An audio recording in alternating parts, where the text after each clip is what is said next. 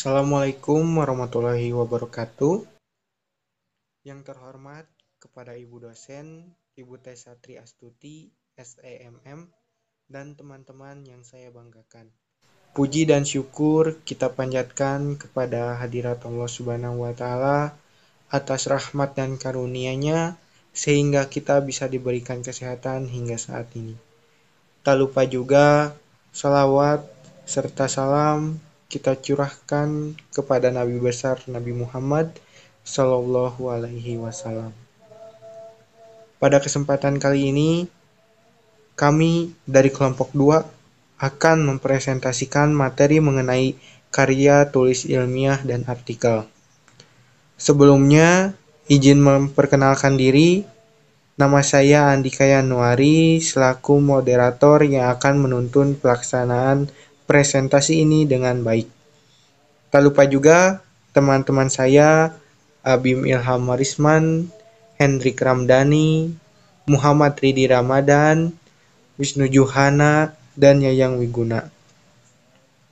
Untuk pemaparan materi pertama mengenai definisi karya tulis ilmiah dan artikel yang akan dipaparkan oleh Wisnu Juhana. Baik, di sini saya akan memaparkan karya tulis ilmiah dan artikel. Karya tulis ilmiah merupakan gabungan dari 3 suku kata. Menurut Kamus Besar Bahasa Indonesia, karya dapat diartikan sebagai hasil sebuah usaha, upaya, perbuatan, atau ciptaan. Sedangkan tulis atau menulis memiliki arti segala kegiatan yang terkait dengan huruf, angka, pena, atau media tulis yang lain. Yang ketiga adalah ilmiah. Menurut Kamus Besar Bahasa Indonesia, berarti bersifat ilmu secara ilmu, pengetahuan atau memenuhi syarat kaidah ilmu pengetahuan. Jika diartikan secara menyeluruh, karya tulis ilmiah merupakan sebuah karya yang dihasilkan dari kegiatan menulis dengan menggunakan penerapan kaidah ilmiah, mengutamakan aspek rasionalitas, menyungsung permasalahan yang bersifat objektif secara intelektual. Secara umum, artikel adalah sebuah karya tulis yang isinya berupa gagasan atau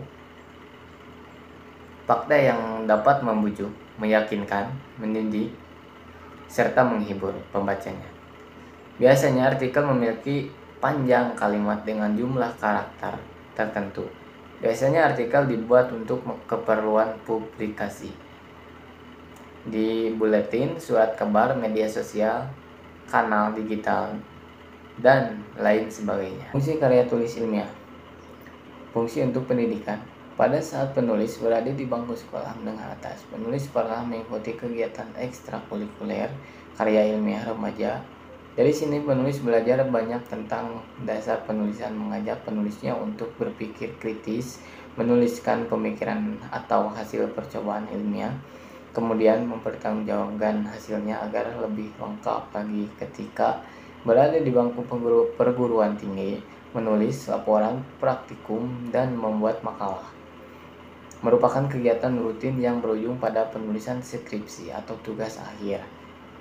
Tesis bagi mahasiswa yang mengambil program master atau magister, disertai bagi mahasiswa yang mengambil program doktoral. Sebagai fungsi pendidikan, karya tulis ilmiah menghadirkan pengalaman menulis tersendiri bagi siswa maupun mahasiswa. Fungsi untuk penelitian. Pada setiap masa, ilmu pengetahuan semakin berkembang sesuai dengan pertumbuhan sosial masyarakat. Dari sini, karya tulis ilmiah dimanfaatkan untuk mengembangkan penelitian seseorang dengan menghadirkan pengetahuan-pengetahuan baru. Setelah memperoleh data-data yang akurat, diolah, disimpulkan, kemudian diterapkan dalam kehidupan. Fungsi fungsional. Karya tulis ilmiah ditulis oleh penulis dan berbagai disiplin ilmu penjelasan arti fungsi fungsional, berarti karya tulis ilmiah dapat menjadi media pengembangan pengetahuan sebagai bahan tinjauan pustaka untuk kebutuhan dari berbagai disiplin ilmu. Di sini saya akan membacakan tentang manfaat dari karya tulis ilmiah. Yang pertama yaitu dapat melatih pengembangan keterampilan membaca yang efektif. Yang kedua yaitu sebagai pengenalan terhadap aktivitas perpustakaan. Yang ketiga yaitu mendapatkan kepuasan intelektual. Yang keempat yaitu memperluas cakrawala ilmu pengetahuan. Yang kelima yaitu sebagai bahan acuan penelitian selanjutnya. Yang keenam yaitu sebagai peningkatan perorganisasian fakta dan data secara sistematis. Yang ketujuh yaitu dapat melatih untuk menggabungkan hasil bacaan dari berbagai sumber. Jenis-jenis karya tulis ilmiah. Yang pertama ada artikel. Secara umum, artikel adalah sebuah karya tulis yang isinya berupa gagasan atau fakta yang dapat membujuk, meyakinkan, mendidik, serta menghibur pembacanya. Yang kedua ada makalah. Makalah adalah jenis karya tulis yang bersifat ilmiah. Biasanya, makalah ditulis untuk keperluan terkait dengan pendidikan.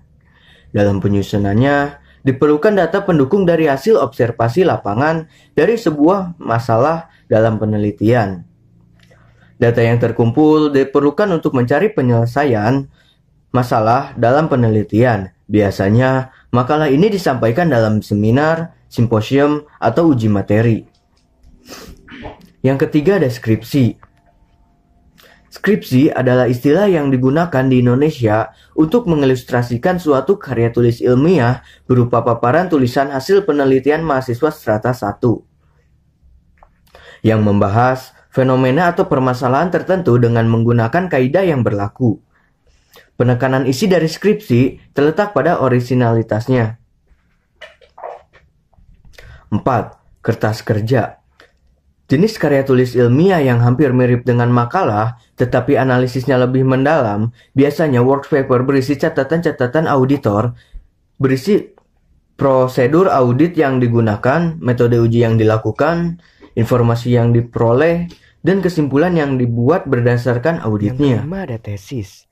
Tesis kurang lebih serupa dengan skripsi pada mahasiswa strata 1, tetapi tesis menganalisis topik dengan lebih kompleks, sehingga esensi ilmiahnya lebih kuat dan lebih kompleks jika dibandingkan dengan skripsi. Tesis dibuat sebagai syarat kelulusan untuk meraih gelar magister atau master yang ditempuh oleh mahasiswa pasca sarjana S2. Yang keenam ada disertasi. Digunakan sebagai syarat kelulusan untuk meraih gelar doktor bagi mahasiswa program studi strata 3. Isi dari disertasi merupakan hasil penelitian orsinil yang nantinya dapat diaplikasikan ke kehidupan nyata. Biasanya, disertasi diuji oleh seorang profesor atau doktor senior dan profesional. Ciri-ciri karya tulis ilmiah. Objektif. Keobjektifan ini menampak pada setiap fakta dan data yang diungkapkan berdasarkan kenyataan yang sebenarnya, tidak dimanipulasi. Netral. Kenetralan ini bisa terlihat pada setiap pernyataan atau penilaian bebas dari kepentingan-kepentingan tertentu, baik kepentingan pribadi maupun kelompok. Oleh karena itu, pernyataan-pernyataan yang bersifat mengajak, membujuk, atau mempengaruhi pembaca perlu dihindarkan. Sistematis. Uraian yang terdapat pada karya ilmiah dikatakan sistematis apabila mengikuti pola pengembangan tertentu. Misalnya pola urutan, klasifikasi, kausalitas, dan sebagainya. Dengan cara demikian, pembaca akan mengikutinya dengan mudah alur uraiannya. Logis, tidak mengada-ngada sesuai dengan kenyataan. Kelima, menyajikan fakta bukan emosi ataupun perasaan. Dan tidak pleonastis, tidak berlebihan. Maksudnya, kata-kata yang digunakan tidak berlebihan alias hemat kata-katanya atau tidak berbelit-belit, langsung tepat menuju sasaran. Ketujuh, bahasa yang digunakan adalah ragam formal. Pemilihan tema. Langkah pertama yang harus kamu lakukan adalah mencari sekaligus menentukan tema paling tepat sebuah karya ilmiah. Yang kedua, menyusun rumusan masalah atau judul. Langkah kedua ini menjadi pilihan yang bisa dilakukan oleh semua orang sesuai dengan tema dan bidang studi masing-masing. Yang ketiga, menulis struktur karya ilmiah secara berurutan. Selanjutnya, kamu dapat memulai penulisan karya ilmiah sesuai struktur secara berurutan dari awal hingga akhir. Namun, praktikkanlah cara menulis yang baik dan benar sesuai dengan EYD karena hal tersebut juga menjadi unsur penting dalam penilaian karya ilmiah yang telah dibuat oleh seseorang atau kelompok. Yang keempat, mencari sumber referensi sesuai topik. Saat menulis, kamu bisa menyatakan pendapat sesuai fakta yang ada di lapangan atau berdasarkan data temuan. Namun, kamu tidak bisa menyatakan pendapat secara bebas tanpa pemungut yang berasal dari sumber referensi terpercaya. Yang kelima, identifikasi pembaca. Selama menulis karya ilmiah, kalian bisa menggunakan bahasa ilmiah tertentu sesuai dengan bidang studi. Materi selanjutnya, teknik penggunaan bahasa dalam karya ilmiah. Ada 2, yaitu pilihan kata diksi dan kalimat efektif. Pilihan kata diksi yaitu mempengaruhi makna dan kesan dari tulisan.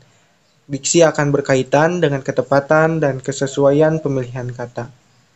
Ketepatan pemilihan kata berdampak pada makna yang ingin dicapai dari tulisan, sedangkan kesesuaian pemilihan kata berkaitan dengan suasana dan lingkungan berbahasa. Dalam hal ini adalah formal menggunakan bahasa baku. Ketepatan dan kesesuaian pemilihan kata terkait dengan sinonim atau persamaan kata, kata umum dan kata khusus, kata indria, yaitu kata yang menyatakan pengalaman manusia yang diterima atau diserap oleh panca indera. Kemudian kelangsungan pilihan kata, kata-kata yang dipilih untuk menyampaikan gagasan secara tepat dan efektif. Kemudian ada istilah, kata populer, dan ilmiah.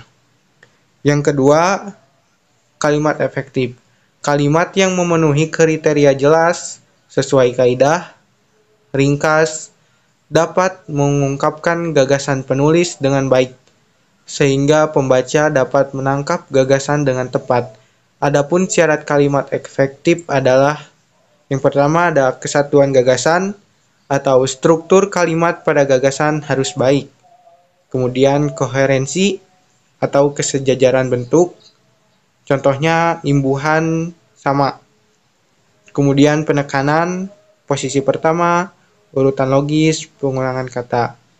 Variasi lebih ke arah sinonim agar pembaca tidak bosan. Kemudian paralelisme, menggunakan pola dan jenis yang sama sehingga penggunaan kalimat yang panjang perlu dilakukan pembagian yang jelas. Selanjutnya, sistematika penyusunan laporan karya tulis ilmiah yang baik.